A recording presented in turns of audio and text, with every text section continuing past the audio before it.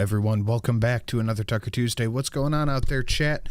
Happy Tuesday. Hope everyone's having a lovely, lovely day out there.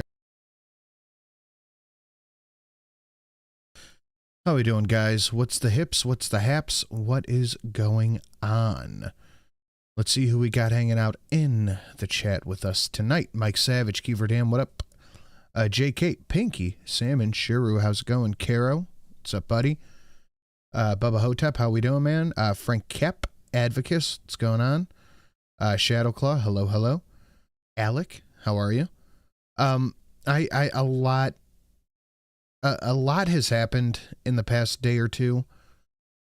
I figured I would take at least a moment of the show tonight and address any questions or anything anybody has about what's been going on. Thank you for the show, Sin. I've been waiting all day for something to break the boredom. Well, thank you for being here. Much appreciated. I got sent home from work today. Nothing to do. Yay. Nicely done. Nicely done. If you really care about the transfer, what? Sumac from... Okay. I don't know what you're talking about, but it's fine. We'll just roll with it, I guess. But yeah, I figured I'd take a minute or two to talk about if anyone has any questions and address them now, because this isn't drama. There's no drama. There's no issues or anything. It's just something that is happening and moving forward. That's it. How could you, Sin? You know what you did, you monster. Well, it's actually not. That is a sentiment.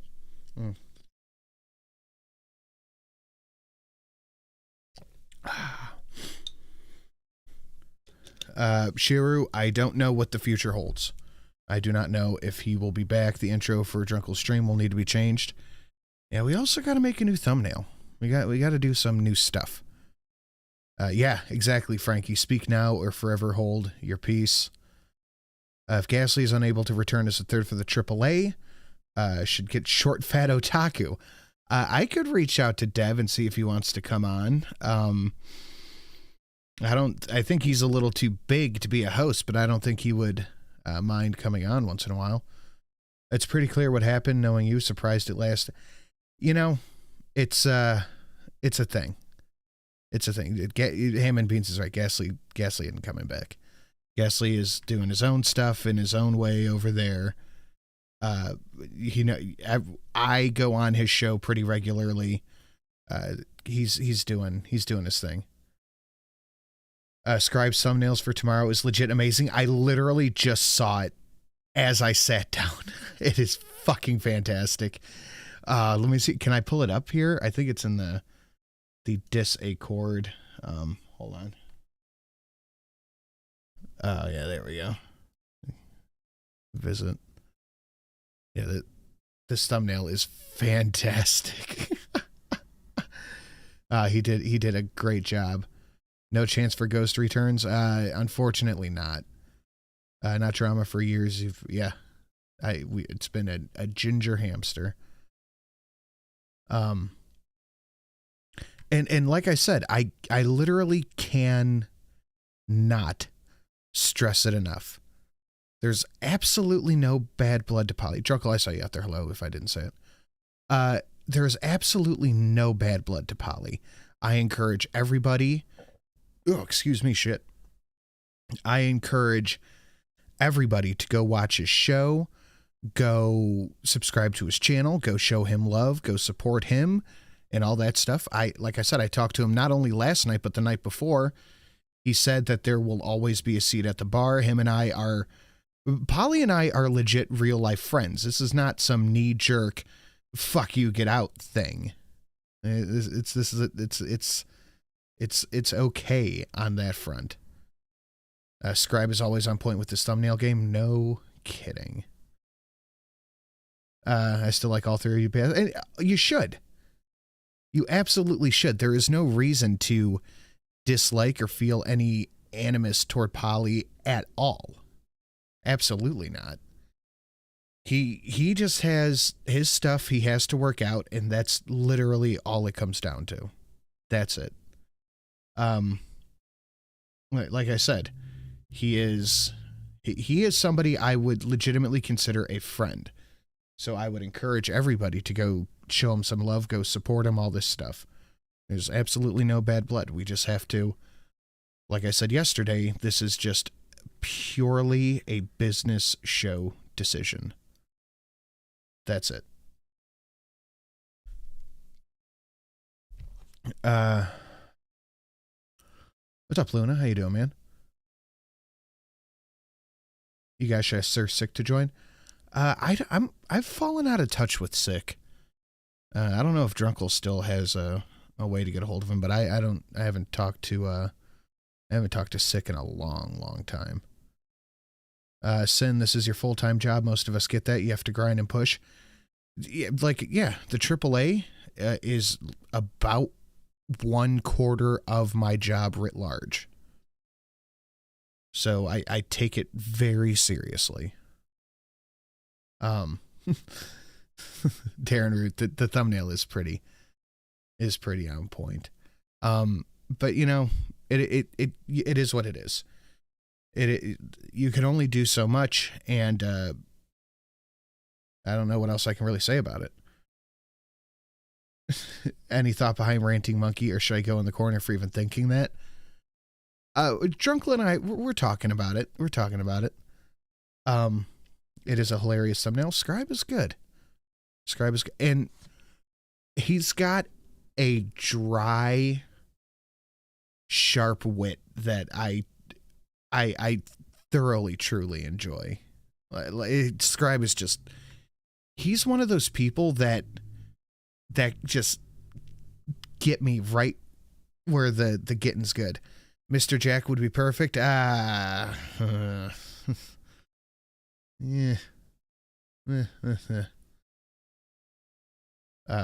Plotting on another member of the community as usual.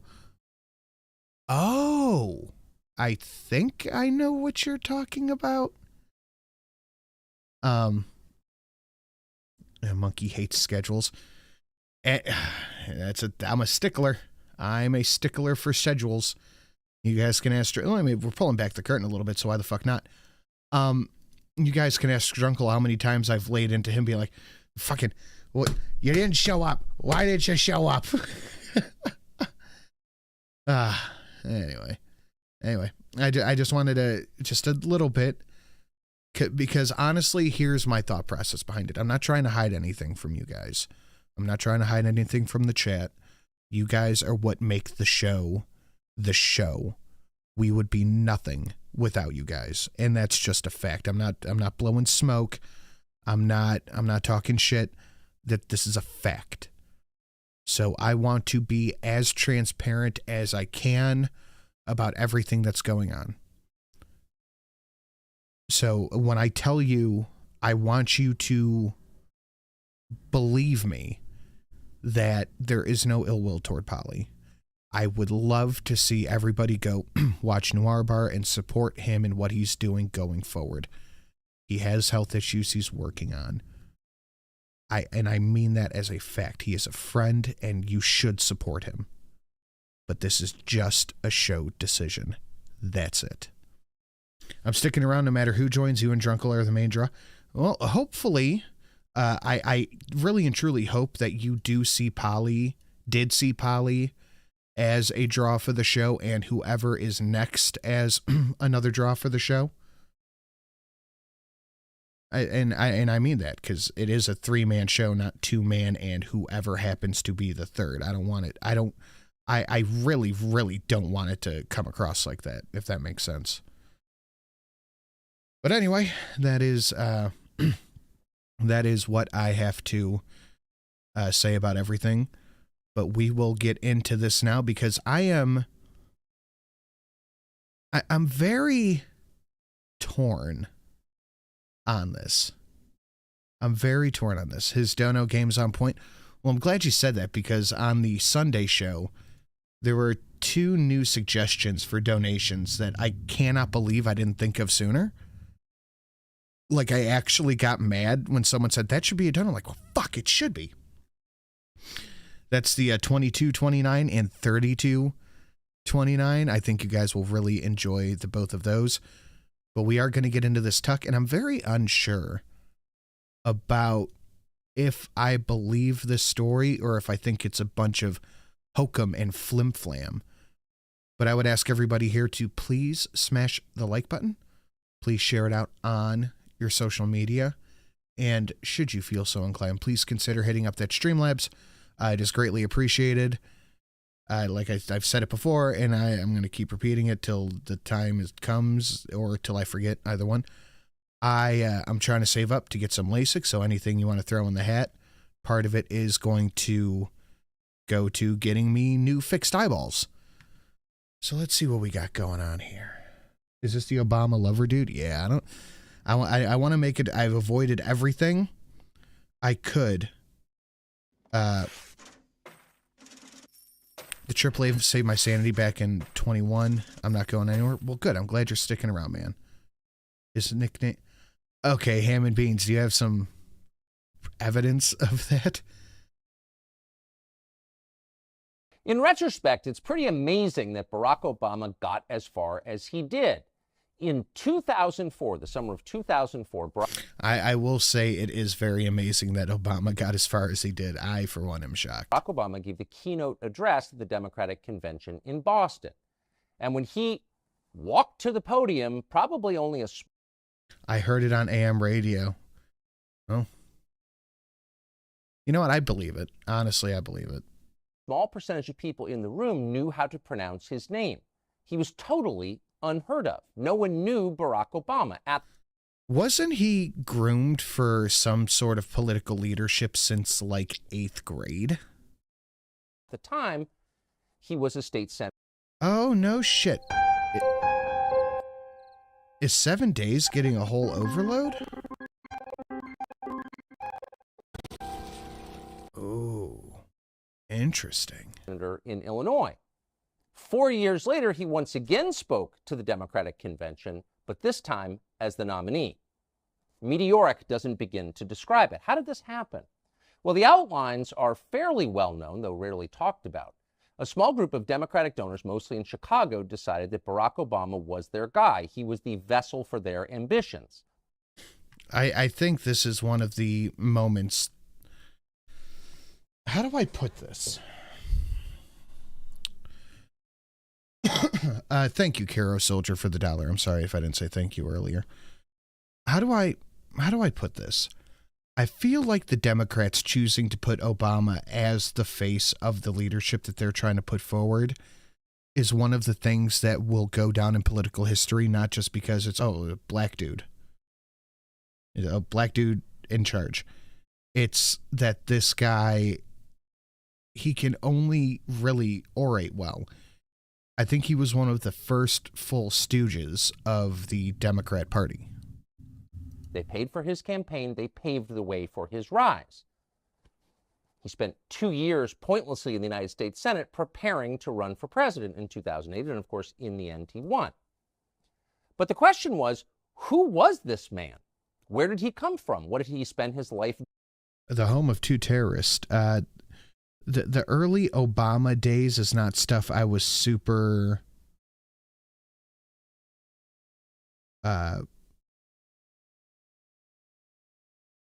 I was not super politically aware of. Can you explain?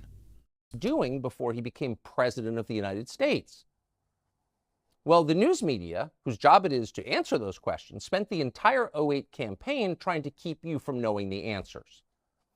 By Election Day, most Americans knew only one thing about Barack Obama, other than he was handsome and a good communicator: hope and change. But they knew nothing about him, his origins, what he believed, and legitimate questions about those facts were turned away, as they often are, with the claim, "That's a conspiracy theory. You're crazy. Shut up." One of the most interesting moments in the 2008 campaign occurred when a man, like Obama himself, came from out of nowhere to recount his experiences with Barack Obama, the man. His name was Larry Sinclair, and it was Bill Ayers and something Dorn's home. They're members of other underground sprees. The most notable Fort Day. Oh, Interesting. Told an amazing story. He said that in 1999, he had encountered Barack Obama in Illinois, had sex with... Don't forget the birth certificate accusation from Trump.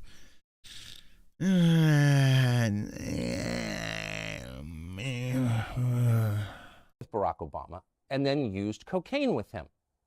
Sinclair went on to make... It takes me no effort to think Obama did cocaine. First off, because cocaine is awesome if you're an adult. And second off, who gives a shit? He went to fucking Harvard. He was probably doing speed in his eyeballs to stay awake for tests. These claims publicly at the National Press Club in Washington, to sign a sworn affidavit and to take a lie detector test. But he was dismissed. In fact, he was attacked. Obama shills like Ben Smith of Politico batted the claims out without refuting them. They're absurd. Trump didn't start that. The first person to say Obama was born in Kenya was Obama. It's how he got his first book deal.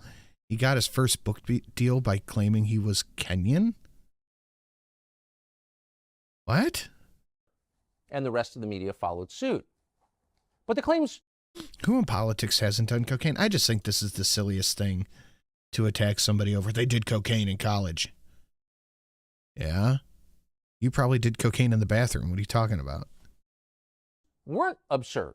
We're not claiming they're true, but they were certainly credible. This was a first-hand account of Barack Obama's behavior by someone who was willing to sign a sworn affidavit to that effect. So the question is, whatever happened to Larry Sinclair? What's his life been like since? That's an interesting story.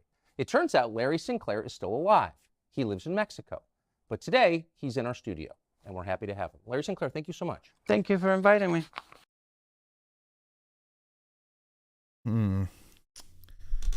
This is going to be a very difficult one. Where did you meet Barack Obama? It was by accident. Always lisps. I was in the Chicago area in '99 for Lee Duke's graduation from the Naval Academy. Who's Lee Duke? He's basically my godson. Okay. I had hired a limousine service. I'm sorry to interrupt. Did you live in Chicago then? No. I was actually living in Colorado. I had flown in the night before. Okay. So I had hired a limousine service, had made the driver aware that if Lee couldn't leave the base, because once they graduate, some of them actually get their assignments and they're shipping out and they can't leave the base, that I... Oh, I got to think of a better stream goal. This is going to be difficult. Oh, you know what? We'll make it easy. And we had $1. Bang. Done. I'll tell you what, though. That like ratio is pathetic. Pathetic. I was still interested in going out and had asked the driver if he knew anybody that was available that might want to show me, Chicago. And he said he did. So well, who was the driver? Oh, fuck. I can't believe I did that. Hold on. Yeet the Obama. There we go. And honestly, it might seem like a trite. Yeah, hit up that Streamlabs. Kiefer. Streamlabs.com.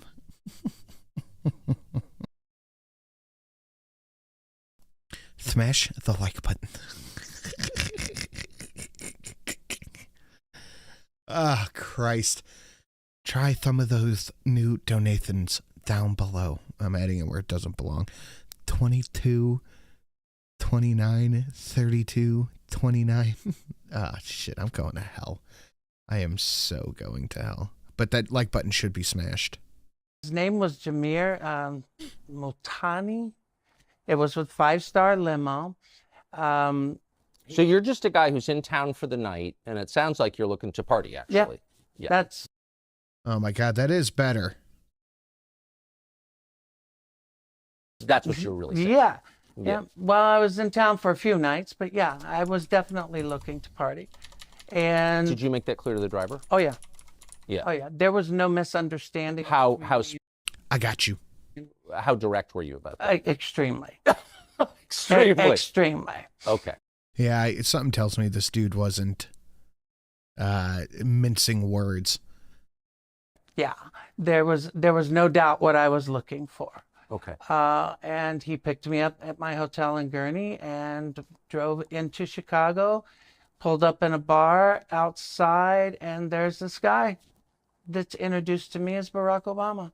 It was literally that casual. That Had you ever heard of him? No. Did the driver know him? Did he say, like, what year this was?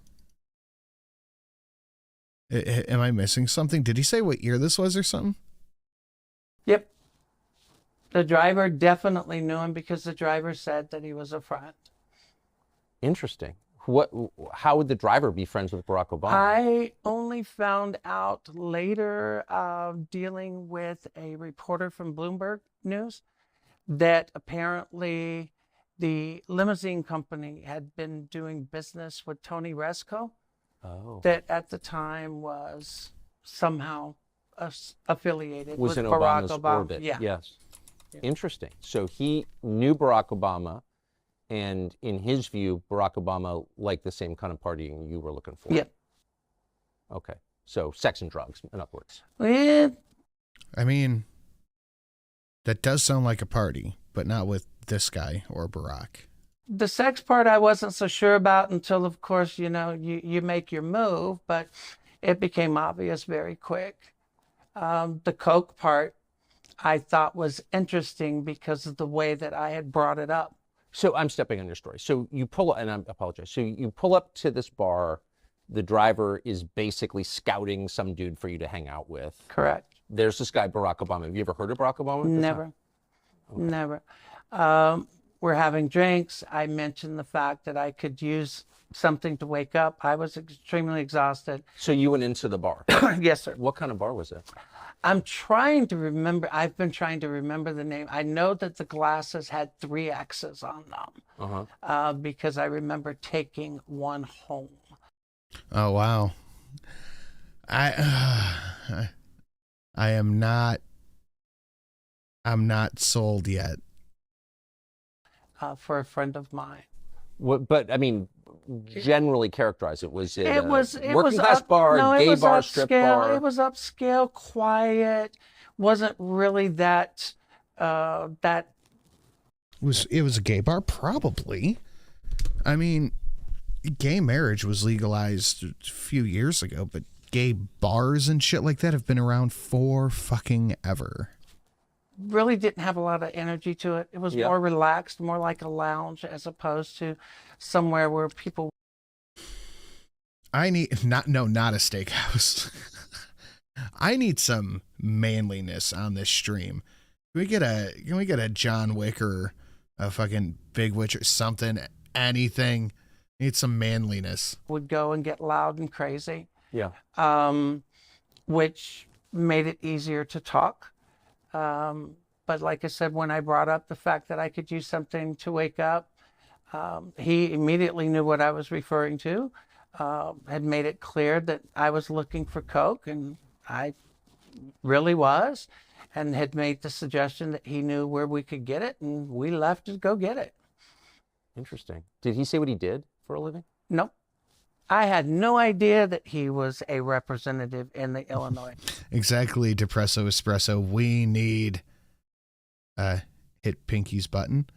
Well, we have Pinky songs we could play if a club gets joined, or if we reached a stream goal. That's how we could get some Pinky. House.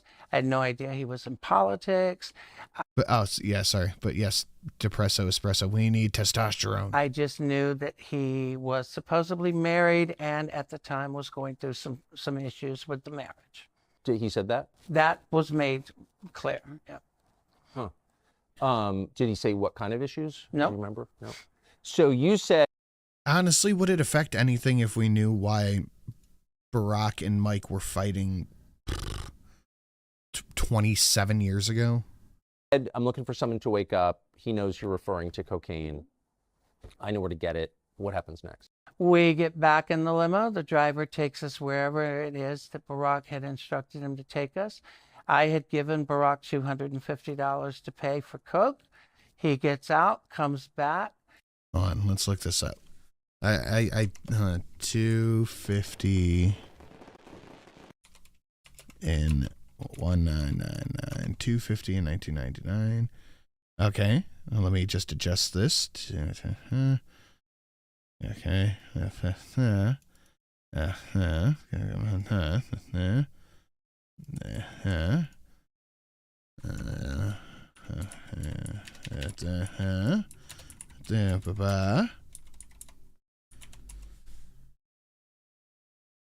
Bang. I start putting a line on a CD tray. So now the stream goal is exactly how much money Obama supposedly paid for coke. To snort And you're in the limo. Yep. Driving or parked? No, the driver's driving. Yep. I start to put a line on a CD tray, and I just happen to notice that he pulls something else out of his pocket. And next thing I know, he's got a little pipe and he's smoking. So I don't have an issue with it. I mean, some people smoke, some people snort. Smoking the cocaine. Yes. So as I'm doing a line, I just start, this is the part where you kind of make your move to see where things are going. Is that the part? So I just started rubbing my hand along his thigh to see where it was going, and it went the direction I had intended it to go. What do you guys think? Are you believing this? Do you think he's telling the truth? You guys think there's anything happening here? Because I, for one, am not exactly sold. I'm not sold. No, too good to be true, 50-50, I don't know, X to doubt. Yeah. I'm thinking some phooey. I gotta be honest, man, I'm a little disappointed that Tucker would have this on his show. I'm a little disappointed. Like, he didn't vet, he didn't do anything. He was one of the people that was railing against the Kavanaugh, no proof, etc., etc. I'm not. It seems as fake as it is gay. Yeah. What is there in it for him lying? Attention? Maybe money? I don't know. I'm not. There is a non-0% chance that what he's saying is true. But judging by Mike, Obama likes his men manlier. So I'm not buying it. I'm not buying it. So the night became somewhat active sexually and drug-wise in the limo. Yeah, you bought a giant fucking thing of coke. Of course it got active. What'd you expect?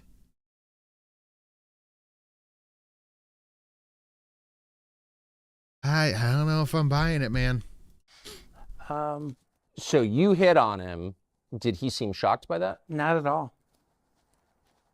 Yeah. I mean, if you're smoking crack with a stranger in the back of a limo, like, you got to imagine things might go crazy places.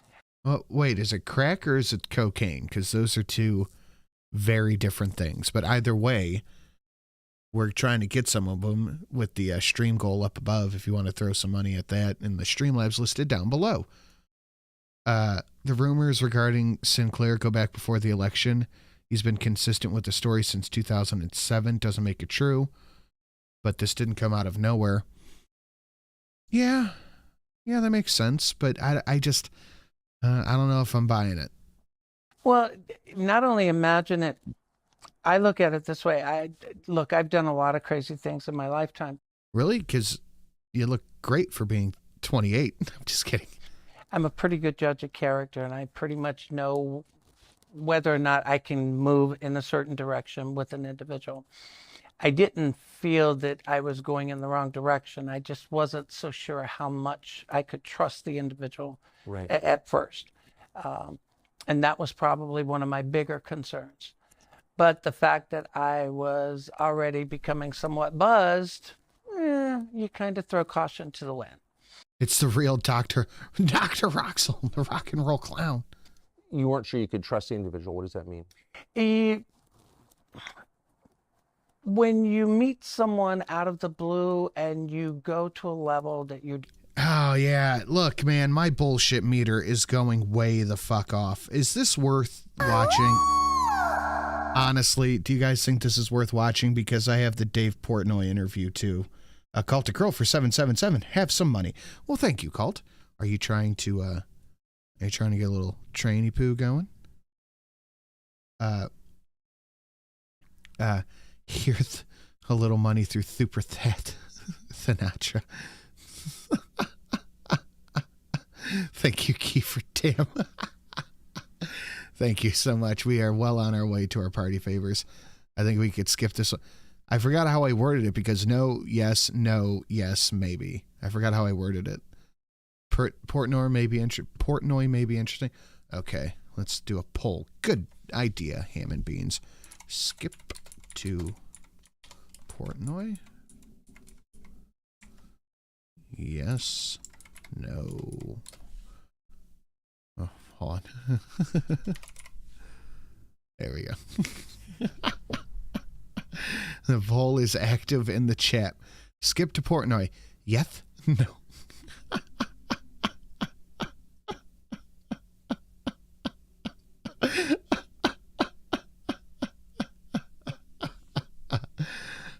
That's good.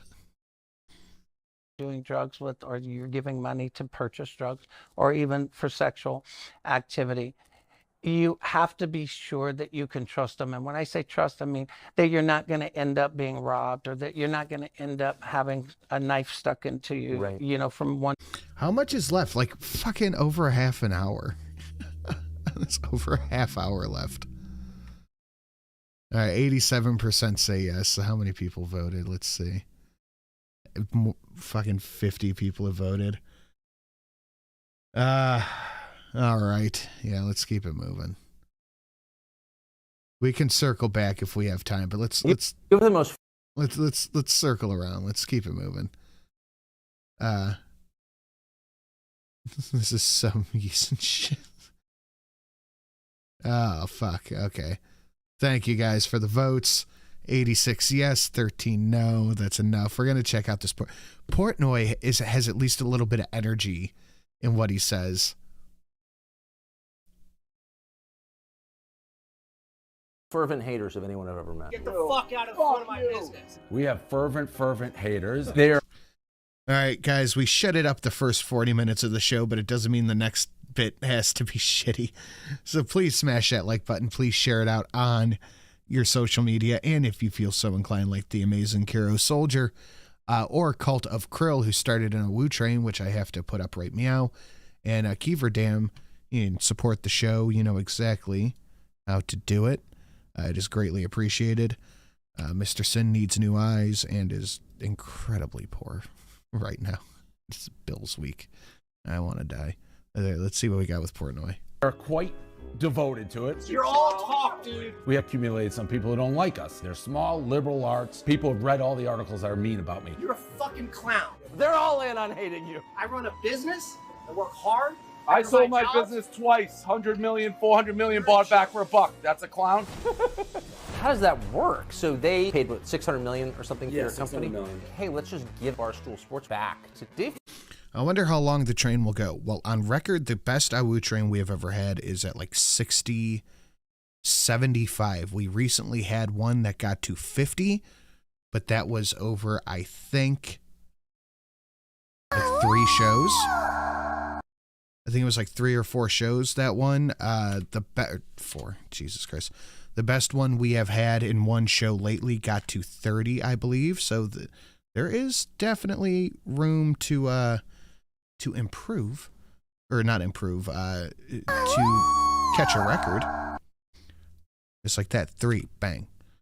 M4 Sherman, Subsin, bit off topic, but I watched a video earlier today of a fire department chief doing 120 and almost causing an accident. Jesus fucking Christ. A guy called it in, and the chief of police tried to cover for the fire department chief and try to give the accuser a ticket. Are you fucking joking? Seriously? Why? Can you send that over? Imagine looking back at that guy as a sex partner. I mean, yeah. Yeah, it's a shadow claw. I think you're pocket timing people out. That's fucking insane. Pinky, do you wanna chill your thing for Saturday or Friday? Sorry. Luna just says, "Awoo, thank you very much, Luna. We are on our way to 10% to goal." For free. Congratulations on one of the great business transactions of my lifetime. You're kind of similar. Were you ardent, like, go Fox, go guy? My view on Fox hasn't really changed. Did you feel like at Fox you could say whatever you want? It looked like you guys were sticking it to Fox. It seems as if your microphone has gotten quite a bit larger. Have you been surprised by that? Do you care about the numbers? It's 100 million, it's 200 million. This is gonna be a good interview. If it loads. That's what I get for trying to skip ahead a little bit. Cool. I wanted to skip through the intro. Haters of anyone I've ever met. Get the fuck. Hey, congratulations on one of the as a business trajectory. You've been surprised by that? All right, there's 4. Bang. I'm for Sherman. Not joking. Wish I was. I would send it over in chat, but I don't have a wrench to send it in chat. All right, I can give you. You can send it on Discord or on the Twits if you have either one of those. Do you care about the numbers? It's 100 million, it's 200 million. Pinky Salmon is right. We're fixing to celebrate the fish's birthday on Friday, wrapping up season 3 of the show Chasing Tales that I narrate for when I have the chance. So if you guys aren't hip to that, Pinky will put a link in the chat. We'll be having a whole thing. Like, So imagine this as a business trajectory. You start a small business as a young man in your 20s. You make basically nothing. You work for 20 years. You build it into a much bigger business. Then a huge business comes in, buys it, hands you $100 million. You walk off into early retirement, sort of. And then they come back a year or two. Pinky put her channel link in the chat, and I will pin it right to the top so people can go give that a sub. Pinky also does most of the songs we have over here, too. Later and give you back your business for free. How do you do something like that? Dave Portnoy just did that with Barstool Sports, one of the great business stories in a bleak period. Joins us on our set to explain how we did that. Dave Portnoy, great to see you. good to be here. How'd you do that? How do you do that? I think right place, right time. We were talking a little bit. I probably owe all my haters, of which there are many, a thank you, a postcard maybe. We built the business. We have lots of fans. Over the course of 20 years, we've spoken our mind and accumulated some people who don't like us. We got sold. You have the most fervent haters of anyone I've ever met. We have fervent haters. We have They do. It is quite spectacular, the amount of people that just go after Portnoy. It is very interesting. They're all in on hating you. they are quite devoted to it, but we have lots of people. Send it over in Discord. Check your messages. Okay, thank you. Thank you very much. Oh, fuck. I hate this message request shit. Like, if I used to think, look, I got like 4 people in here. There's Sharoon, there's M4. Jesus Christ. Cool. Thanks, Discord. I appreciate it. Okay, I will put that on the show for Friday, M4 Sherman. Much appreciated, sir. Thank you very much. Bringing us up to 5 on the Awoo train. So, to anybody who doesn't know, and I think most of you should, anything over 777 breaks the train, except for anything over 100. It adds to the train, and I made a special executive decision that none of the John Wicks or gratuitous violence donations break it, but they don't add to it, but they don't break it. So we can still see a John Wick, which we should see, a Rasputin, or any of the new donation. Anyway. Love us. So we sold the company to Penn Entertainment, which is a gambling company regulated by the government. And what happened was the regulators, there are a few that do not care for me. Some that, regulators more than others. And they're the types of people you'd expect not to like me. They're small, liberal arts. People have read all the articles that are mean about me. Well, they can make your life hell if you're in the... How many are there? So each state has probably 4 regulators, and I'd say we were legal in 12 or 13 states. I know Massachusetts, they hated my guts. We weren't licensed in New York. Even though you're a son of the Commonwealth? Even though I grew up there, started the business there, our roots are there. We were invested. They actually investigated Barstool Sports as part of getting a gambling license. They were investigating me. I don't know about what, and I don't know why. I actually watched the gambling hearings, and a member of the board stopped in the hearings and said, I just want it on record. What you're doing to Barstool is so unfair and so different than the way you've treated every single gambling company. I want it noted. It was that crazy. Are you talking to me, Pinky? I assume you will. But there's no oversight. There's nothing. So, and these people are not elected. Not elected, appointed, with no oversight. And basically... I love government intervention with no oversight. That's fantastic. There's nothing, a gambling regulator can say, do whatever they want. They can make up the rules, make up the laws. And what we saw with Penn over the course of 3 years is every time we took a couple steps forward, we'd go backwards with the gamblers. We had to explain every article, every hit piece, everything that's ever been said. We were on trial. And we were the only ones on trial. It didn't matter what the... Scribe Light will be hosting the AAA tomorrow. Backgrounds or the histories of the other gambling companies. So it became really difficult for us to succeed in this business when, you know, for example, we weren't allowed to do college football game day shows. Like we for years would go to college campus before a football game and we do a college football show. It's called Barstool Sports Game Day. We weren't allowed to do that anymore because they said we were promoting the underage gambling. Everything we did. Isn't there a lot of over 18 people in college? Or do you need to be 21 to gamble? I think you only have to be 18 to gamble, right? Was met with resistance. So it made it really hard for this Penn-Barstool relationship to prosper. And I think Penn got to the point where they said, you know, we're not getting the results we wanted. And it wasn't, I don't think they thought through our own fault, their fault. The relationship was much more difficult. We underestimated the regulators, how difficult they could make this in a regulated world. I'm shocked that government, through their own personal opinions, are making people's jobs harder than it needs to be. That is insane to me. I would never assume that. So they said, we're going to partner with ESPN. They had an opportunity. And I think it's a good thing for Penn. They still own a ton of stock. But once you go to ESPN, maybe you don't need 21? Okay. Barstool. I ended up getting the company back for New Jersey, Ohio. I know Ohio's 21. New Jersey, Florida, Ohio. Huh. Sorry, Sin. I forgot to but I fix it. Thank you very much for fixing it, little nuts. $1. So that's why I say thank you. But I don't understand. I mean, but how does that work? So they paid what, $600 million or something? Yeah, $600 million, that neighborhood.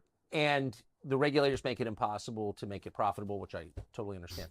But then how do they get to the point where like, hey, let's just give it back to Dave Portnoy for free? So we have a great relationship with Penn, and we always did. So I do think they cared about the future of Barstool. But it's not only that. They just formed a huge relationship with ESPN, gigantic company. You have Barstool over here. We were supposed to be the media engine, and we were losing money. We're in growth mode. Barstool is growth, to try to build the funnel for gamblers. When I ran it myself, we made money. It was always making money. So the option I think that Penn probably was faced with, and I'm speaking for them to a degree, is, all right, we got ESPN. Are we going to continue to lose money with Barstool? Probably not. They would have optimized it, and people who weren't making money probably would have lost their jobs. Unfortunately, I have a bigger heart than people give me credit for. I got these idiots at Barstool who had been with me for 15, 20 years. The same people. If they didn't work for me, I don't know what they got, bag groceries. They're morons, Tucker. They are truly morons. They fit in our circus, in our moronic world. So I looked at it, and Barstool was losing money. I said, I'll take it back. We're losing. Okay, I might have to speed this up a little bit, honestly, because we wasted like the first half of the show on the Obama thing. Oh, boy. Not a lot of people interested in that either. Christ on the cross. I fucked up my Tuesday perfectly, didn't I? Guys, please smash the like. Please share it out. If you want to add to the Awoo train, you know exactly how to do it. Let's keep moving. losing a bunch, so I got to fix it. But I know I can save all our jobs and get us back on the profitability course. So it worked, I think, for Penn, and it worked for us. How much are they losing right now? We lost about $10 million last year. That seems like a lot. Shoo, 10 million. It is a lot. I can't. No, we can't just pull Phil from his show. That can't be a thing. Ton. But I'm rich and I can fix it. So if I have to lose money or pay for it for a month or two, fine. But we'll get back to profitable. We'll have some layoffs, but we'll get back to profitability pretty quick. So, I mean, it's interesting. So you built it from like a single newspaper into this big company. And then a big company takes it over. Yep, twice. We actually sold it to Churning Group, 2016, a media group, and then we sold it again in 2021. Like selling the same entree. Yeah. So good. But why were you able to run it profitably and they weren't? Because I think there's different goals. Like when Churning bought it, their goal was always to sell it again. So you get revenue, and you're not really caring about the bottom line. They had money. That's not how I ran it. I was paying my bills, paying my employees, trying to buy houses. I'm not just going to waste money. We have things that we didn't have back then. I didn't have huge HR departments. I didn't have people doing pricings. We got bloated. And then when Penn bought it, they're a public company. So finance explodes because you got to do books, public, all that stuff, slash. I don't care about any of that. I care about being funny and people, doing their job. What do you mean finance? This dude seems like he is very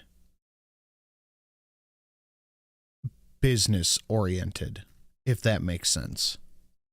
It's exploded. So when we became owned by Penn, we needed our books. So they're public now because it's a publicly traded company. So the process of going from a private company to public, our finance department, we hired a lot more people to make that, work with what Penn needed. For compliance. Correct, exactly. So things that I never dreamed about as a private, not only on the financial books, but HR. Like we had the first thing I did when I got the company back, and some people got mad about it, we had these little business cards on the front desk. If you see something, say something. Feel free to narc. It was basically a narc card. It had a little anonymous address to send to Penn Gaming, Penn Compliance. So like to rat out your coworkers for naughty thoughts or something? Yes, literally. So the first thing I did when I announced I took a company, I marched to the front, I took all the cards, I ripped them in half and threw them in the trash. If you have a problem, say it. Say it out in the open, but I don't like narking private. So there's just a lot of things as a public company that, to me, are wasteful spending. Well, and also just corrosive of the human spirit, like telling on people. A narc card. Yeah, a narc card. That is fucking disgusting. I know that's the big thing right now is canceling and all that shit, but to have it right there for everybody to take advantage of, no, that's horrible. Somebody does something you don't like, you just go, I saw them molesting what's her face in the thing. It's awful. It's fucking awful. Hey, Becca. So you went to grade school in Massachusetts, right? Yep, Swampscott. In the 80s. Yep. Oh, come on. That's some bullshit. If you have an issue with something, just say something. You don't have to hide. I guess this is just a sign of the times, but just if you have an issue, just say it. Grow a fucking pair of balls. The China credit score and narc card. If I ever own a business that's like a brick and mortar place, I'm going to have Awoo cards. And if you have an issue, you open up the card and it goes Awoo, like the donation. And then you have to say what your issue is out loud. Come on now. 80s. I'm old. Class of Swampscott Athletics are back alive thanks to the class of 95. 95. Nice. And congrats on resurrecting Swampscott's athletics.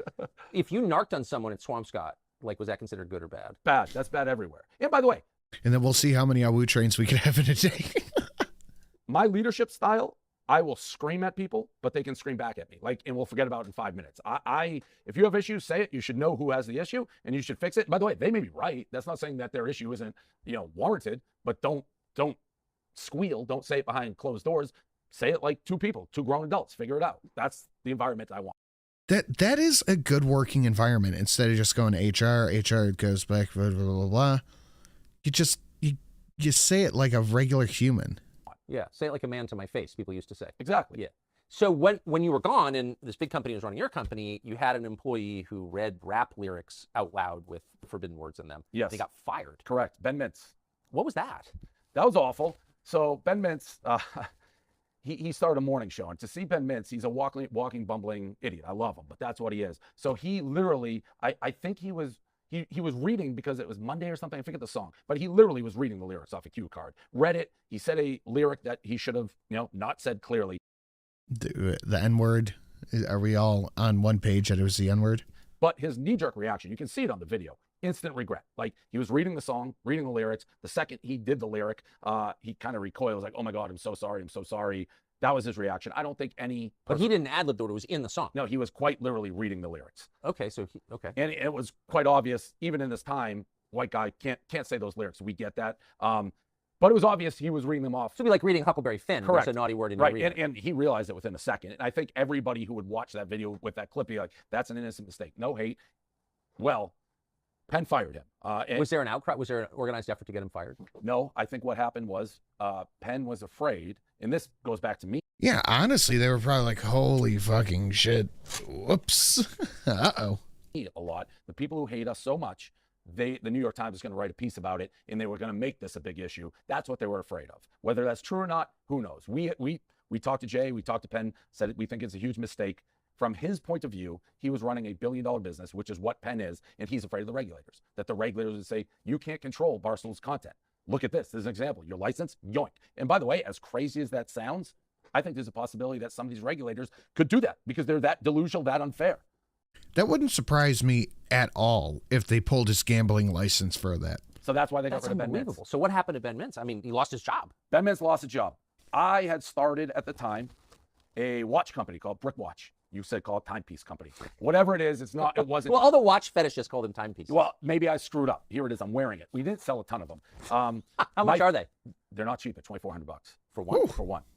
We'll edit that for one part. So we hadn't hired. $2,400 for a watch? That would be most of my LASIK. Holy shit.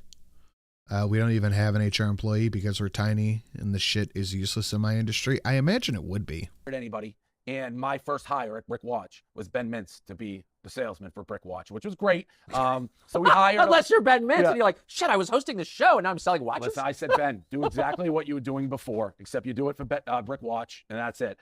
We did hire him once I got the company back. We hired him back right away. So he's now. Oh, you hired him back? Now he's back at Barstool now. Yes, that was the first thing we did once I got the company back. Good for you. Yes, yes. So, and that's how it should be. Listen, At least that one had a happy ending. Well, that man's going to work for you for the rest of his life.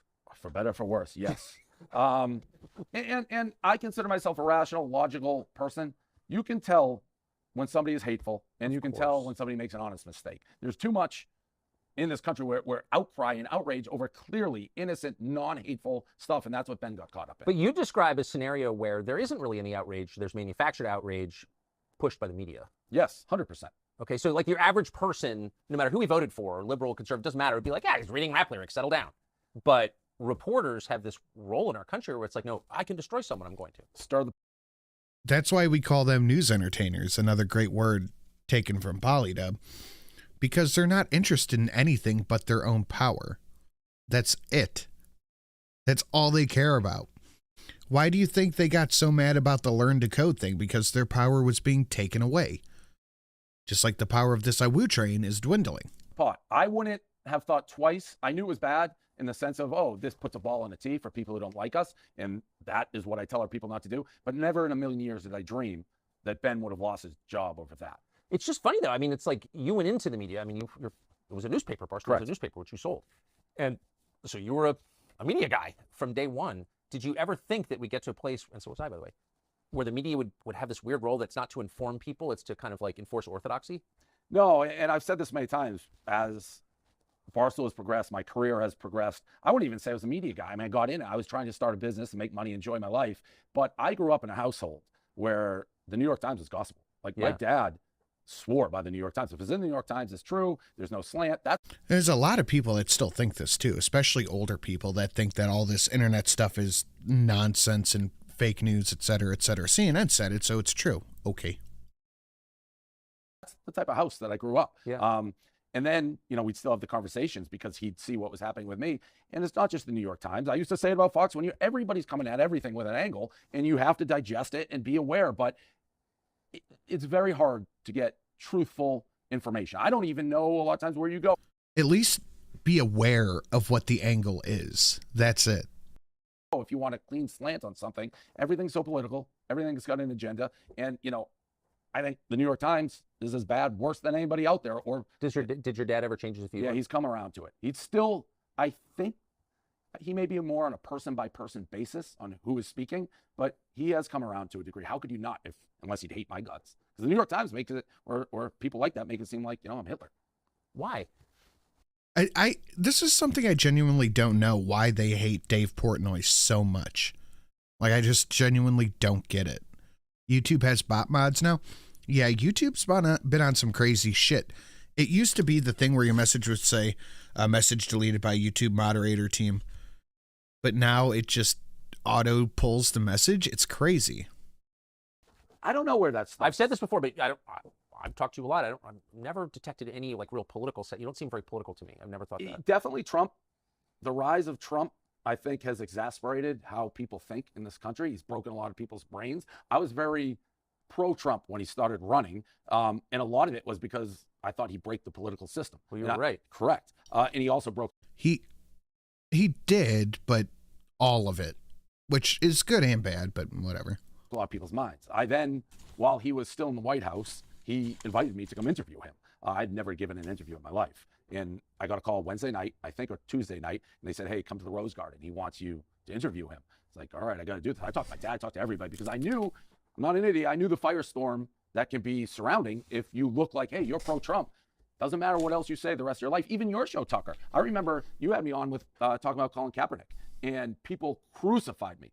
I actually said I thought Nike made the right move by going Colin Kaepernick. I thought he'd sell a lot of sneakers. People don't listen to anything that's said. Oh, you went on Tucker? You must be this. You Yeah, that does seem to be the way of it anymore. sat with Donald Trump? You must be this. People don't listen.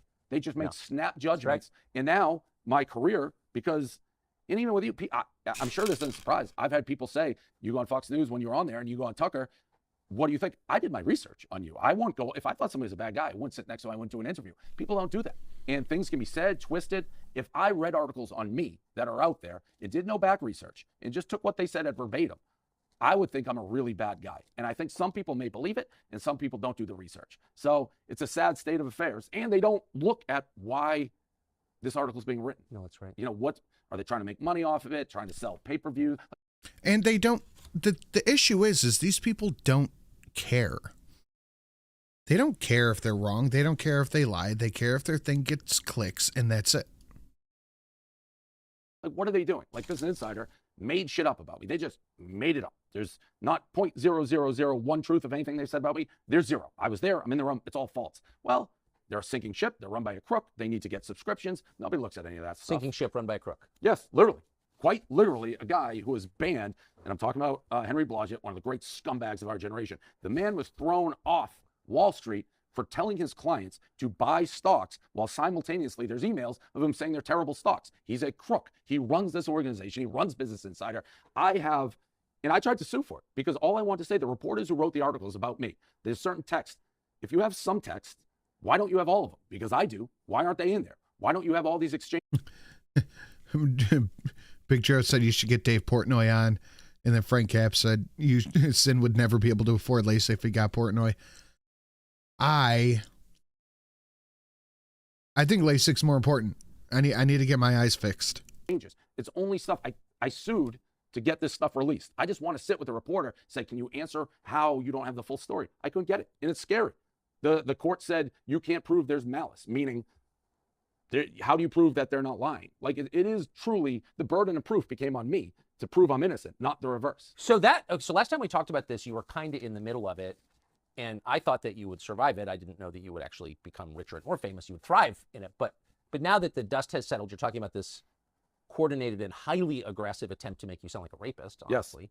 Yes. Though they didn't even allege anything non-consensual, just for the record. Yeah. Because I'm as opposed to rape as anybody, right? As am I, and said many times. They really went after you in a coordinated, and again, I can't understand how aggressive it was. Most people are pretty anti-rape. I think we could all agree with that. How did you, what are the lessons you learned about surviving that?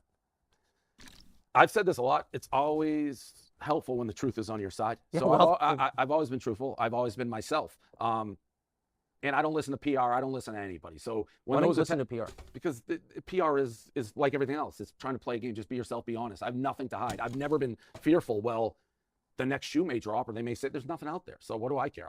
I've been honest to a fault. I've embarrassing videos that have been leaked to me. I have everything. So PR will always try to play the game, how to make it go away, you know, say sorry and things like that. I'm not sorry for anything. I didn't do anything wrong. So those allegations came out, and the next day I responded to them heads on with all this evidence that I had. But it is scary knowing that somebody can print all that stuff. And, you know, at the time, like my girlfriend, I hadn't met her parents, and those articles are out there before I can meet. And still to this day, people will see me and they're like, oh, he's a predator or whatever. And it sucks, but And these people, the media that did this, will never, ever get in trouble for it because they're protected by the justice system that they work for. it is what it is. There's nothing I can do to change that. So what do you think? But, and again, you won Yep. in the end. Business Insider is probably not going to be here in 5 years, and you will be.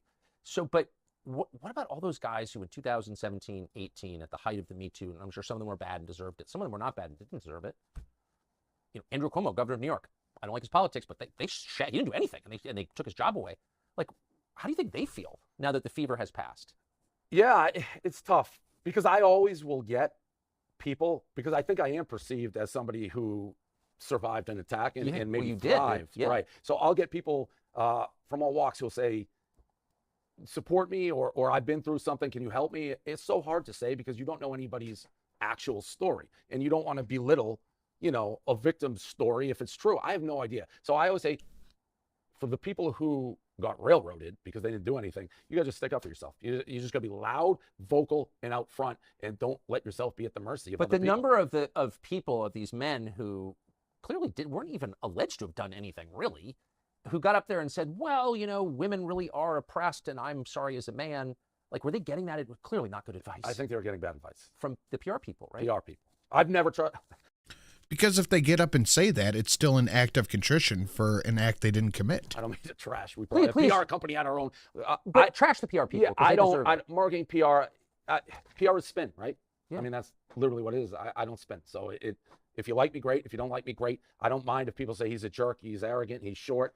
I do have a very big problem with people say he's not honest. I'm honest. I tell the truth. I've told the truth for 20 years. And that also helped me because I've been honest for 20 years. So we have people, women, men, whatever, like, listen, you may not like the guy, but he tells the truth. Every single time he says something, that's the truth. It ends up being the truth. So that helps. But yeah, don't let other people, you know, speak for you. I don't know what else to say. I think that's really wise, but they all do. I've had friends who got destroyed in this stuff, and they always take the And advice. I remember even, this is recalling a conversation, you got to be willing to go to the mattress. And so when this Business Insider stuff broke, I remember being on with Jay, the CEO of Penn, and I had a girlfriend at the time. And one of the women that was mentioned, she was Never apologize to these people. 19, I was like 38 at the time or whatever. And he's like, can Legal? you promise to the board you won't go out with a 19-year-old? I have no visions of going out with a 19-year-old. But I'm like, well, that's legal. Like, it is legal in the United States to do that. I'm not going to agree to anything that every United States citizen. I have no interest in doing it. Like, I learned so much about it.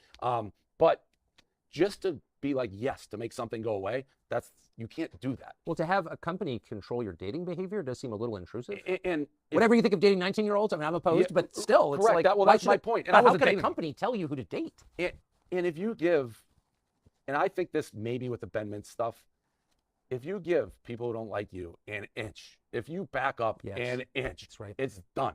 They're coming like, oh, we made them blink, and then they're coming, and they will never get off. So I, for better or for worse, will not give an inch. If Nor should you have to. I think I've screwed up, yeah, but not if I don't. And by the way, if they investigated every pro athlete in the country, their background, like they did me, like if you go out to a bar and you meet a 20-year-old and you're a 35-year-old athlete, they'd all be writing articles. Nothing happened. So, And you think it was Trump that did that? I think Trump is what sparked the hatred towards me. Yeah. Like that changed the tenor of hatred in this country.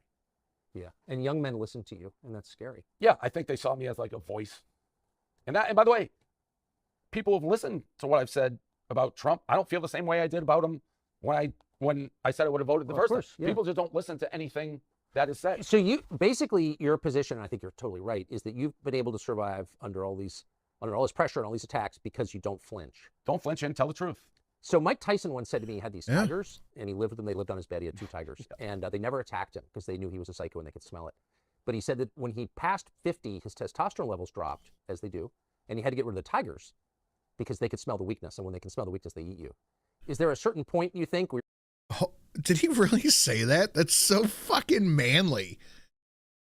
That kind of forewent the need for a John Wick. My tigers won't attack me. They can smell I'm a psychopath. Holy shit. I got to hear that again. Tyson once said to me he had these tigers, and he lived with them. They lived on his bed. He had 2 tigers, and they never attacked him because they knew he was a psycho and they could smell it. But he said that when he passed 50, his testosterone levels dropped, as they do, and he had to get rid of the tigers because they could smell the weakness, and when they can smell the weakness, they eat. Whoa. Is there a certain point, you think, where you're going to have to kind of give this up because you won't be able to sustain the unflinching posture? That is so fucking metal. Holy shit. It sounds like something Tyson would say. I know. Maybe. I don't feel that way yet. The pen deal certainly neutered me to a degree because I was afraid of the regulators, and it was the only time you could actually get to us. You called it gaming then. Now it's gambling. Gaming, gambling. What's the difference? I always feel like the people who are lobbying for the gambling industry call it gaming, and the people who aren't call it gambling. I'll call it the same. To me, they're one and the same, so I wouldn't do that. But I've said to my enemies, ironically, having the pen deal is the best part for them because I did have to watch what I would say. And I knew that going in. Like I couldn't go directly at the regulator. Politicians, I was supposed to stay away from. Really? Don't get involved in politics because they control all the licenses. So now I can do whatever I want. Say whatever I You want. must be psyched. It's good to have that feeling back, yes. Did you, I mean, you could retire. Did that occur to you? It did before the deal was back on the table. But again, and I said earlier, I didn't want Barstool to just disappear. I felt comfortable as long as it was just Penn and Barstool. The Penn needs Barstool, and Eric is their CEO, and Big Cat Dan, that we had a good future, and I could ride off the sunset and be comfortable. Once ESPN came in, I was worried that could slowly spell the demise of Barstool. So I need to be there to make sure we're safe Does for the future. ESPN have a future? And they're so big. I think they do. I mean, But compare ESPN when you started Barstool. I mean, they just blotted out the sun. yes. You know, and now they don't. There's far more ways, obviously, to consume all sorts of information. I mean, when I started Barstool, the internet, if you said we ran a blog, people would be, I don't know what that is. So it's definitely far more competitive. I don't know if I see ESPN surviving 10 years at this point, honestly. I just don't see it. And they've made some big changes. They cut a bunch of talent. But rights, as long as they have rights, people are going to watch ESPN. How long till those rights go digital? But even with ESPN Plus, and they've made a move to try to get less political because that was becoming an issue with them. I don't know. I never know. I mean, people ask me, where will Barstool be in 5 years? It's like, well, I didn't know I was going to have it back 2 weeks ago. I didn't know TikTok would exist a year and a half ago. I didn't know Facebook. Things change so fast. I think what's been good for Barstool, one of our abilities, we adapt quickly. Will ESPN be able to adapt quickly? That'll probably be the key to their survival. Although they get How much do you know about your audience at Barstool? little. Little, huh? Little. I mean, I assume we range pretty like 18 to 40. We have men, we have women. That's a little thing that people don't understand. We've launched some of the biggest female stars in the internet age. Literally, like Jenna Marbles, first real female YouTube star. We have Launched from Barstool? Really? Call Her Daddy, which was Alex, and she signed for Spotify for 60 million. We have new girl Brianna Chicken Fry. So we have stars. People sometimes think it's just men, but we actually skew both men and women. Where's Brianna Chicken Fry from? She's from Massachusetts. A lot of chicken fries there? I think that is how she got her name. It was her handle before we had it, so she just liked chicken fries. I like Speaking of chicken food, fries. You are still in the pizza review business. Yes. So I mean, I don't think anyone's ever cornered the market in pizza reviews, but I mean, you are the most powerful figure in American pizza sales. I would agree with that. I Googled you. I was telling you this a minute before we went on. I never Googled anyone. I Googled you, and at least half the stories are, pizza shop in, name the town, Osterville. Yeah. Thrilled that Dave Portnoy came and ate their pizza. We can change the fortune of a pizza place with this spectacular review. Couple questions. Are you sick of it? Never. Really? Love pizza. The biggest I love pizza. Yeah, fucking get that shit, man.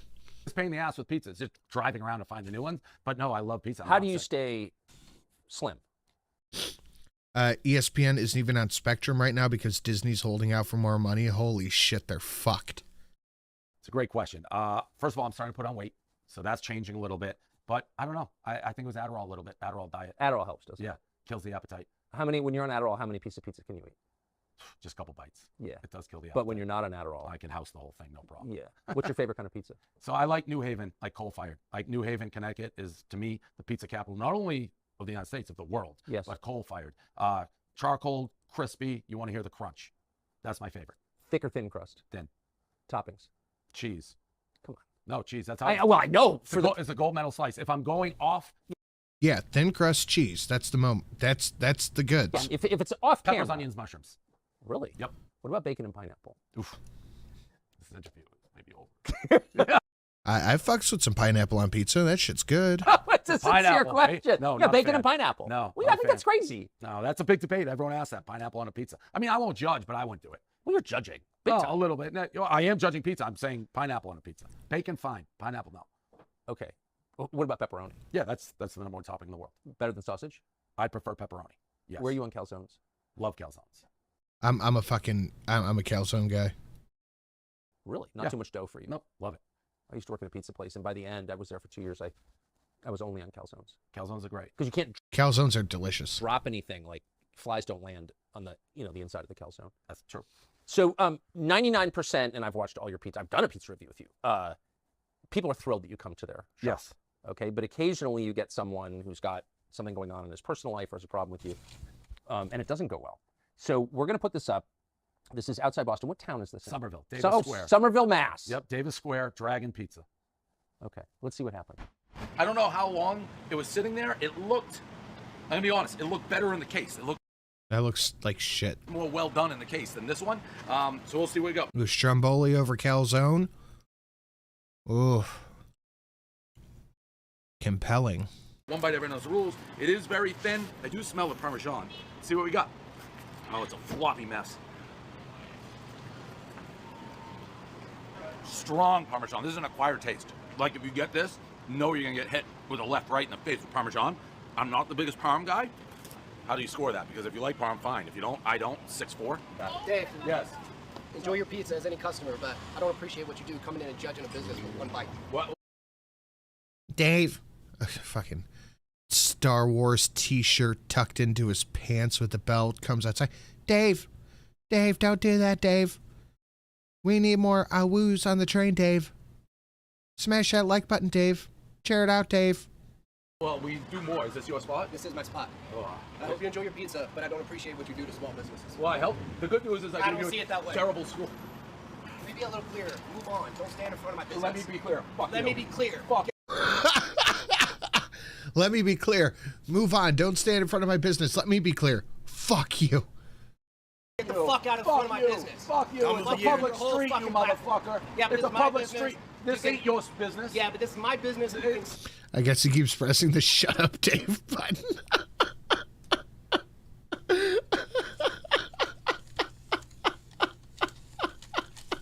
Fuck stay you. here, I'm calling the Fuck fucking you. police. He's right across the street. Go get him. What are you going to tattle me on for standing on the public street? Just being a fucking Your, bitch. your shirt's 6. Hold on. You fucking motherfucker. Yeah, but It's this a is my public business. street. This You ain't can- your business. Yeah, but this is my business. And you can, if you Fuck stay you. here, I'm calling the Fuck fucking you. police. He's right across the street. Go get him. What are you going to tattle me on for standing on the public Just street? being a fucking Your, bitch. your shirt's 6 sizes too small, Fatso.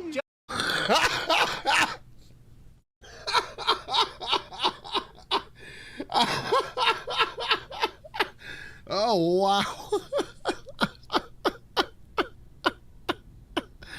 Oh, Christ.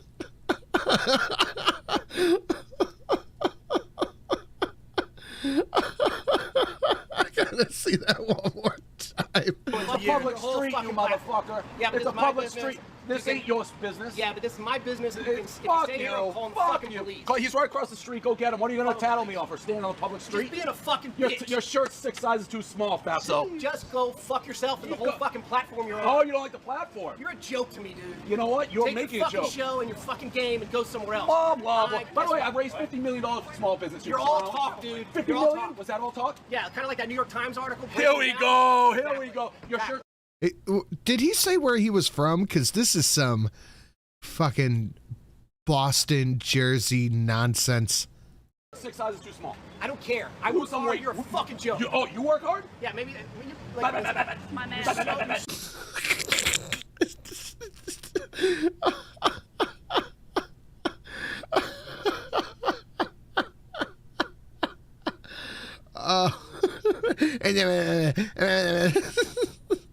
Some Massachusetts fuckery right here. so full of shit, dude. How? Tell me how. You're a fucking clown. How? I run a business. I work hard. I sold my provide business jobs. twice, 100 million, 400 million, bought it back for $1. That's a clown? Everything since I got in this business that you represent is an embarrassment. Like to this what? business. Like raising 50 million for small business? Everything. Name Everything. It. Name it. Everything. You I haven't don't named play one your thing. game. You haven't named one I thing. make pizza. It's great. It sucks, You're actually. a fucking. It's great. It sucks. This is amazing. I make pizza for a living. It's great. It sucks. Oh, this is good. joke. Name one thing. Name one thing, asshole. I've given up too much of my time. All you've said is everything, name one thing. You're a fucking Name joke one to me. thing. Clown. Wow. That'll be the most viral pizza review we've ever had. It just happened 2 weeks ago. We haven't published it. How's this? Fuck you. Yeah, divine timing. And this is where sometimes I get What up, guide? myself maybe in trouble by being like, when you throw the first punch, I want to bury you. So I knew I was coming on this show. And You really did. I make pizza. It's great. It sucks. Your shirt is 6 sizes too small, fatso. I mean, you did bury him.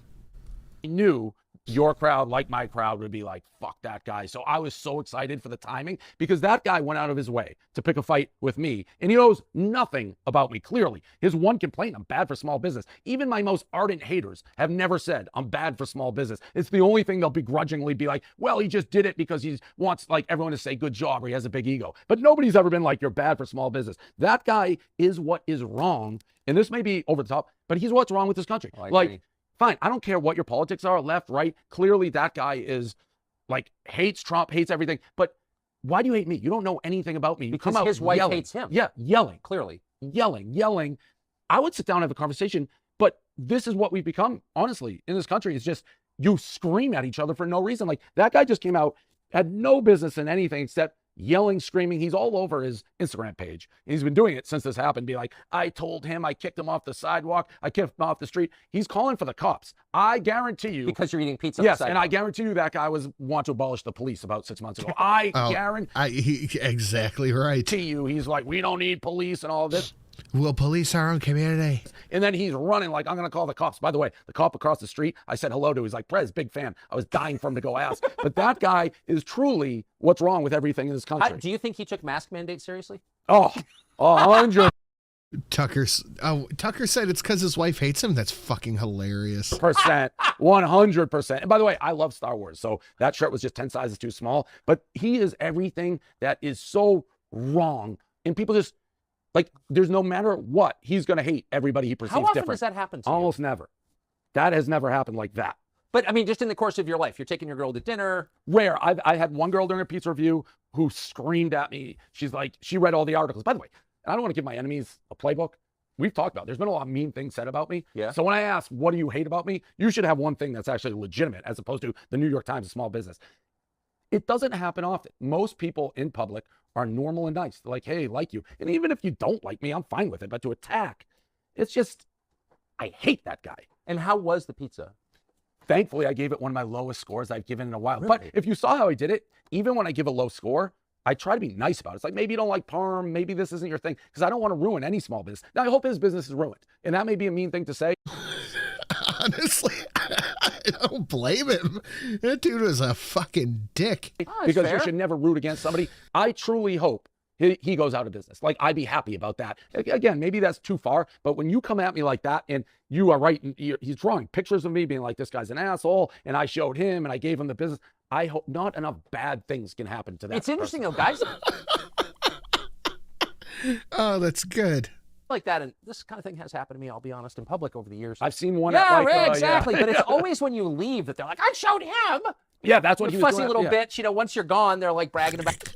You fussy little bitch. Oh, I'm just going to take that and tuck it in my back pocket for future use. About it on social media. And his recollection of the event. Once people see the video, I'm curious even whether the people who are like defending him, because he does have his crowd being like, you showed him, he's the worst. I'm curious if they watch that video Really? and are like, well, you were kind of an asshole to him. He wasn't doing anything, because I wasn't. Did you pay for the pizza? Of course. So you were a customer. This is really a much better interview from an actual fussy little bitch to just calling other people fussy little bitches. Oh, crap. Christ. Customer. I walked in, I was doing the review out in the street. He kicked me off the sidewalk. What are you talking about, buddy? Like, and what are you talking? Pizza? We're doing a pizza festival in Coney Island in September 23rd. It's the greatest assembly of pizza ever in the Because world. pizza's been under attack, you know, for a while. Because it does, for most non-Adderall users, does make you a little fat. I've lived it. You only live once, though. Well, that's my rationale. But you are one of this country's most energetic and best recognized pizza defenders, advocates. You think the whole pizza industry would be carrying you aloft And in a that, ticker tape parade. that is how we're able to do the Pizza Fest. Because Yeah. all these great pizzerias who would never do this, they're like, you know what? For what Dave's done for the pizza industry, we're going to come support him. Except this one clown who doesn't deserve the same air to breathe that I do. What a jerk. Why not try to get along, even if you have that big of an issue with me? Come up and talk about it. Like, maybe you won't have the issues when we're done. Instead of just coming out screaming and being a Can I just say asshole. one thing I noticed? This makes me sad. I probably shouldn't even say it, but that's one of the only pizza owners I've met, including the one I worked for, who was American born. Every pizza guy I've ever met is like some immigrant who loves America. Yep. You know what I mean? It's just Yeah. Holy shit, yeah. like working like an animal and has the same values that I admire. That guy was like from Newton, Mass or something. I still don't know what he was that mad about because I asked him 10 times what your problem is with me. He just kept saying everything, everything, everything. How can you hate somebody that much that you don't have an example of why you hate him? Like, he's pretty riled up. It was like he was waiting for this moment. Yeah. Guys, we're getting into about the last 10, 20 minutes of the show, so please smash that like button. Please share it out on your socials. And if you feel so inclined, consider hitting up that Streamlabs. We're 5 on the Awoo train, and of course that will carry over till Friday's show. So smash that like, share it out, etc., etc. And I asked again, well, what do you hate? Give me an example. You're a joke. You're a clown. You hate small business. Well, I raised $50 million for small business. You're still And we have a couple new donations down below. a clown. Like, all right, well, you're the clown. Dave Portnoy. Great timing. That was God being like, here you go, Dave. Here's a little one. You've Bring got a it. lot of in exchange for Business Insider. You've gotten a lot out of it. Yeah. Well, Godspeed. Congratulations Thank on you. one of the great But there's still 10 minutes left. What are we doing? business transactions of my lifetime. Thank you. What about yours? I mean, Oh, Dave's going to interview Tucker now. Interesting. you're kind of similar. What? Now, let me ask you this. Before the Fox unwinded. You mean I got fired? Yes. Did you think were you ardent, like, go Fox, go guy, or did My view on Fox hasn't really changed. They let me say whatever I want, whatever I wanted, really, for 14 years, and I'll never stop being grateful for that. And then, obviously, I said too much, and I'm not exactly sure what I said that was bad. No one ever told me, but one day they're like, oh, can't have this anymore, and they fired me. I think there was a lot of that had to do with the Ukraine stuff, the AOC stuff. There's a lot going on. Can we continue the Awoo train through Scribe's iteration of the show? Yes, because I said so. And I even told them as they were firing me, like, it's your business. I made a mental note, never work for anyone else again, and I never will. But I can't be mad about it. I mean, they were great to me. The Murdochs were always nice to me, and one day, Until they fired you because you talked about Ukraine too much? for whatever reason, they'd had enough. So my feelings weren't hurt. I was not expecting it. so? Were you like for me when I was with Penn? I knew there were things. It's like, oh, I can't go there. They made that clear. Did you feel like at Fox you could say whatever you want? Well, there was always internal. I mean, the Murdochs were always nice. They never got in my way at all. They were always super nice to me. But there were, it's a company run by fearful women. Yeah. You know what I mean? And there were always like, second tier people who were hassling my producers. But no one ever called me. I got along with everybody. But I mean, I think they knew like the sense. I don't know if he had that ready. I don't know if he'll have our Streamlabs up or not. I don't know how that's going to play out. I can talk to him and see, but I also don't know what setup he's using. Censorship is, it's not like, don't Yeah, welcome that, you right. know? So, but they never actually got in the way of He'd better be getting a cut of these ads. I believe I am. anything. Our view on the war in Ukraine was really, really hated. I could feel it. And my view was not pro-Russia, never has been pro-Russia. Just like, this is not our fight. It's not good for us. We should just put an end to the war because people die in war. I've seen it. It's bad. And just saying that was considered like crazy pro-Kremlin propaganda. And they were very mad about that. But to their credit, they never said anything to me about it directly. I could just smell it. All right, Luna. I will. I'll see what's going on. I will get in touch with them and see if we can convene a little bit before the show Wednesday. And so I really just don't have any complaints. And I will say, and I know that you've experienced this, you know it's true, being humiliated in public, being fired, I have been a couple of times, is totally good for you in the end, because it keeps you from thinking you're Jesus or like getting like super crazy hubris guy, you know? I would think with you, it would have increased. So we spoke, I don't know, last time I was there, and you may correct me if I'm wrong. I never really struck you as a huge technology guy. You were like, even today, you're like, I Googled for the first time. So now you go to I Twitter. hate technology. Right. Which is now. I hate electricity. Actually, that's how I feel about So it. you Tucker on X and all that stuff. Have you been surprised? It seems as if your microphone has gotten quite a bit larger. Yes. I think that is undoubted. He was pulling what, like 5 million, 10 million a night on Fox, and now it's orders of magnitude more than that.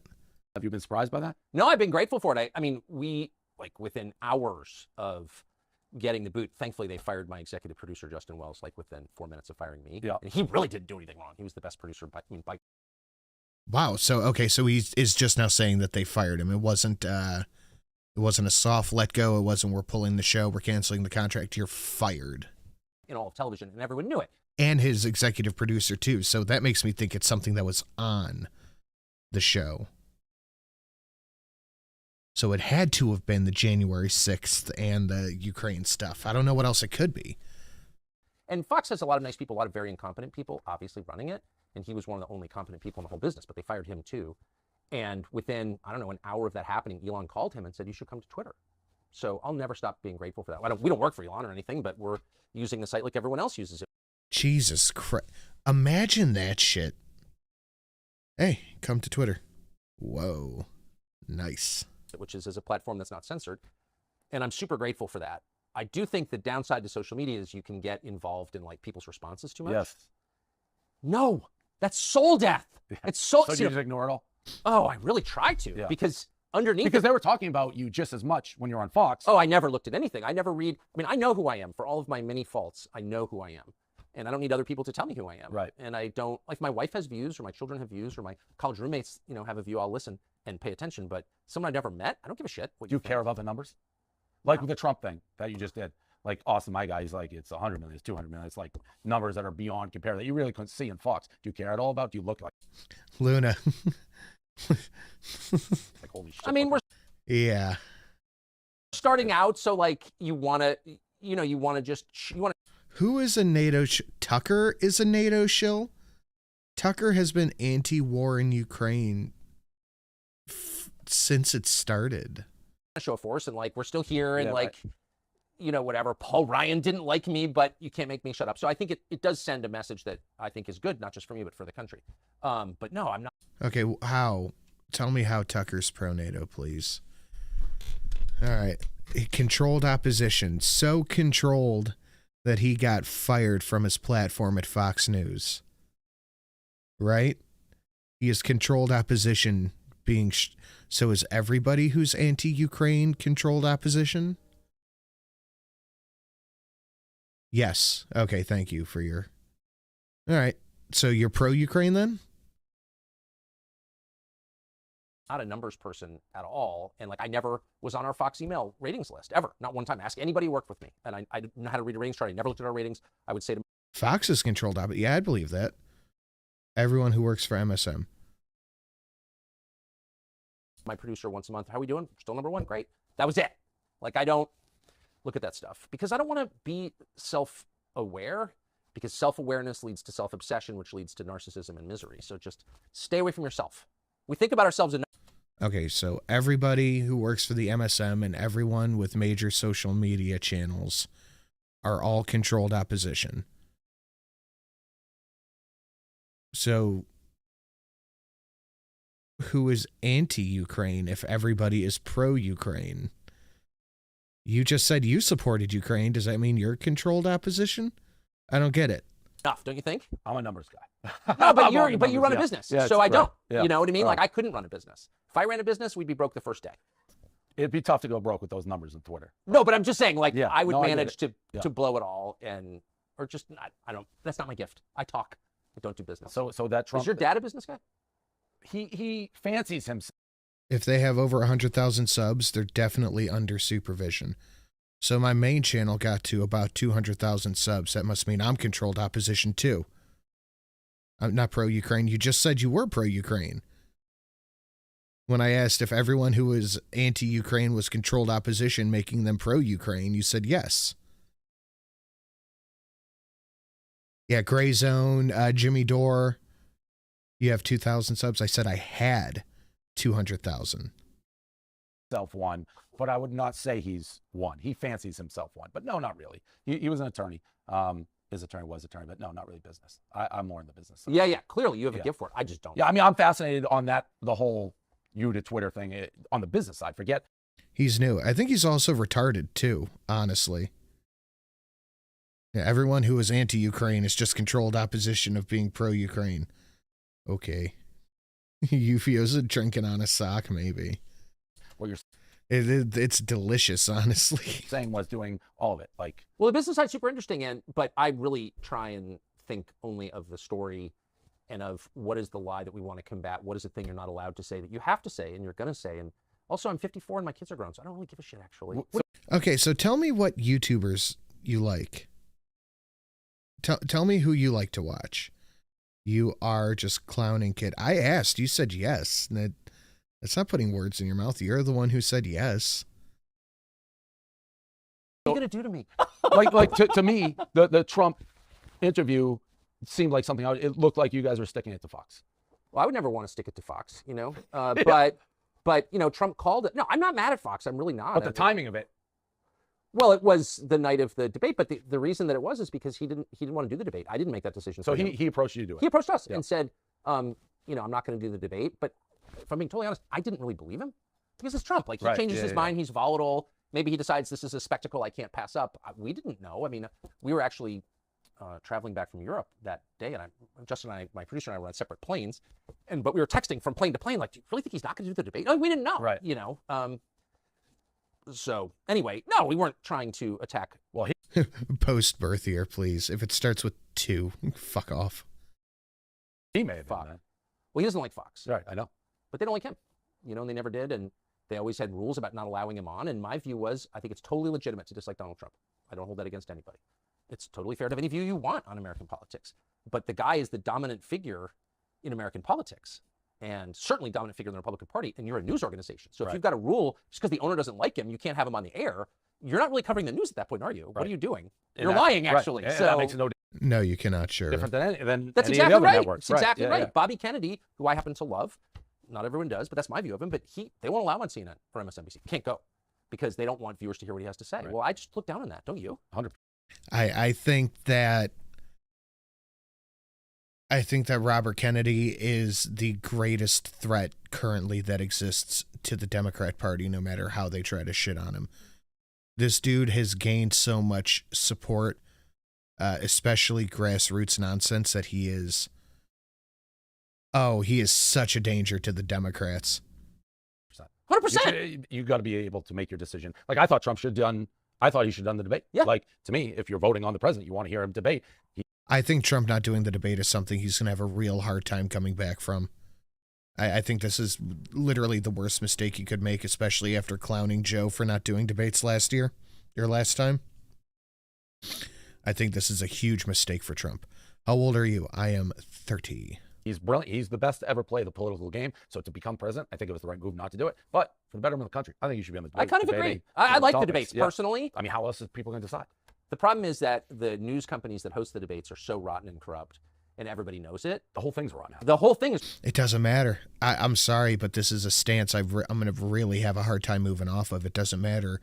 If you want to be president, you have to do debate. If you want president, you do debate. rotten and corrupt. Is Not doing the first debate I'm okay with, but he needs to be a part of them. Yeah, we'll give it 1. We will give it 1. Biden going to be the nominee? I Hey, Anthrax Island, how you doing, buddy? don't know. I'm not a political person, but I feel like there's been a shift where internally, maybe the Democrats don't think he can win, and they're setting the stage to do somebody else. I think it's crazy if he's, I mean, to be honest, I think both Trump and Biden. He's 30 plus points ahead. Like I said, it's just a me thing. I think that if you want to be president, you have to do debate. I don't know if there should be, I don't know. It's just a me thing. It's just a me thing. You're too old. I think I don't think you should be able to be that old and be president. But No, absolutely not. 100% not. I think Trump I certainly agree seems 100%. more aware. I think Biden has got some serious dementia issues. Of Like how course. that is the president, I don't know. And that's not a Democrat, because I said about both. It's like Mitch, the guy who had the stroke, doing the speech the other day. Mitch McConnell. Yeah, like what? How are? I don't mind Snoop, but I at least can understand where you're coming from, man. Well, I think, and if Trump is doing a simulcast thing by somebody asking him actual questions and challenging him and doing that kind of thing, that's fine. The Tucker interview was another real disappointing one, because Tucker really just he softballed him, and I was really disappointed with that. So if Trump is getting like an actual, I don't want to say, but if Trump's getting ran through the ringer the same way that he would be on a debate stage, where his ideas have to be fleshed out and challenged and all that stuff, that would be fine, I guess. But if he's just going to go sit doing softball interviews asking, silly questions, then I'm not so okay with that, because I want to know. I want to know what Trump wants to do about Ukraine. I want to know all this stuff. These people running our country. You wouldn't put these people in I would say in control of a McConnell's, the only CEO. defense I would say of Mitch McConnell is McConnell post-stroke is an improvement over McConnell pre-stroke. That's true, actually. Fair enough. Fair enough. Oh. There's no companies in the world where I would buy stock where you're having the CEO seemingly at that advanced. It's just only in politics. It's crazy.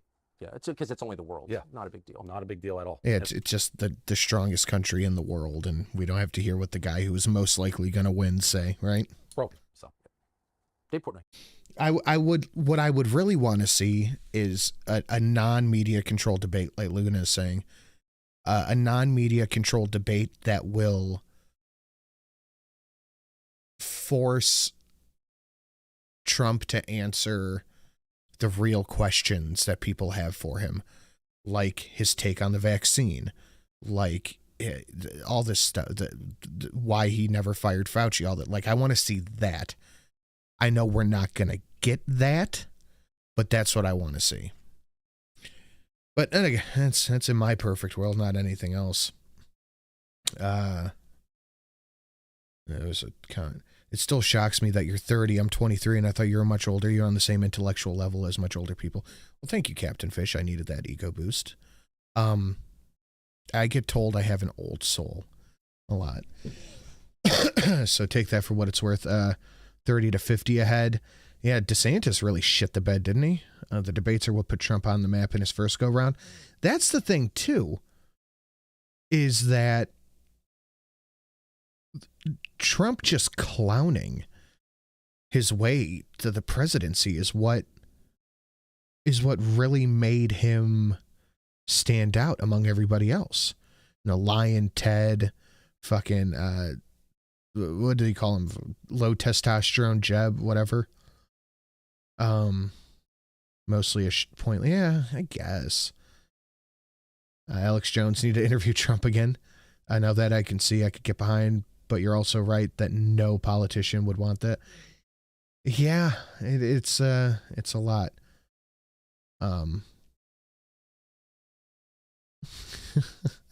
Low energy Jeb, thank you. I knew it was something like that. Low testosterone, low energy, something. Jeb.